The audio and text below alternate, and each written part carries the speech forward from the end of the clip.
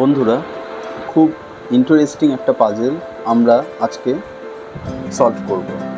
পাজেলটির নাম হলো 3 switches and a bulb puzzle. তাহলে চলো দেখে নেওয়া যাক পাজেলটি কি।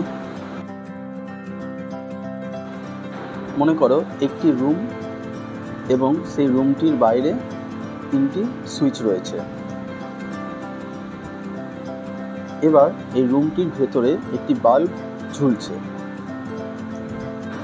তোমাকে বলতে হবে যে কোন সুইচটি দ্বারা এই বাল্বটিকে জ্বালানো যাবে, এবং তুমি যদি সঠিক সুইচটি নির্বাচন করতে পারো তাহলেই কিন্তু তুমি সেই রুমটিতে প্রবেশ করতে পারবে।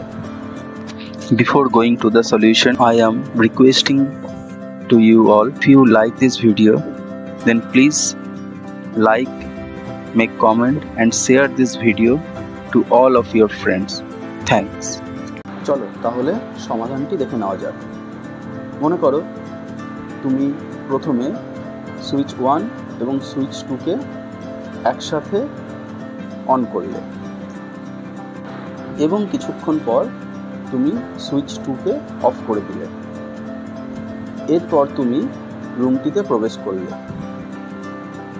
যদি তুমি দেখো যে বাল্বটি জ্বলছে, তাহলে অবশ্যই সেটি সুইচ 1 দ্বারা কন্ট্রোল হয়েছে।